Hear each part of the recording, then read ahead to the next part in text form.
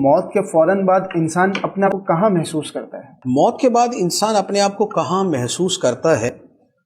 سب سے پہلے تو جب روح نکلتی ہے تو اس وقت تو انسان کو وہ فرشتے نظر آتے ہیں کہ جو اس کی روح کو نکالتے ہیں۔ اب اگر وہ نیک ہے تو فرشتے اچھی صورت میں آتے ہیں، اگر یہ بد ہے اور اس پر اللہ تعالیٰ نے عفو کا فضل نہیں فرمایا تو پھر فرشتے اس کے پاس خوفناک صورت میں آتے ہیں۔ اچھا، نیک ہے تو پھر وہ ریشمی جو ہے وہ کفن جنت سے آتا ہے اور اس کے اندر اس کی روح کو لپیٹا جاتا ہے، اور اگر بد ہے یا معاذ اللہ کافر ہے تو اس کے لیے پھر دوسری وعیدیں ہیں۔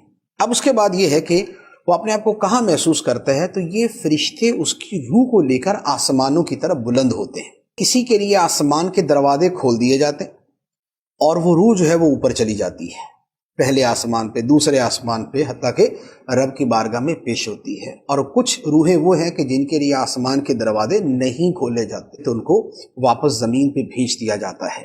تو اس وقت کی جو کیفیت ہے وہ یہ والی ہوتی ہے۔ اب اس کے بعد یہ ہوتا ہے کہ تھوڑی دیر کے بعد ہی اس کا حساب کتاب بھی شروع ہو جاتا ہے، قبر کا جو سوالات قبر ہیں وہ بھی ہو جاتے ہیں۔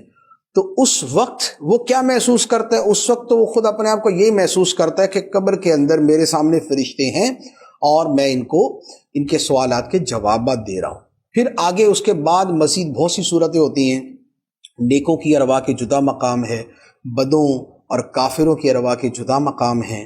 نیکوں کی ارواح جو ہے وہ آب زمزم کے کنویں کے پاس، خانہ کعبہ کے ارد گرد، اور یا اعلیٰ علیین میں، اور یا اس کے علاوہ اور بہت سے مقامات ہوتے ہیں۔ شہیدوں کی روحیں جو ہے وہ عرش کے نیچے جو ہے لٹکی ہوئی قندیلیں ہیں، ان قندیلوں کے اندر ہوتی ہیں، تو وہ ایک دوسری تفصیل ہے۔ اور ادھر جو برے ہیں یا جو کفار ہیں ان کے لیے پھر مختلف مقامات بیان کیے گئے ہیں۔ سجین ہے، چاہے برہوت ہے، تو ان کی ارواح مختلف انداز میں فیل کرتی ہیں۔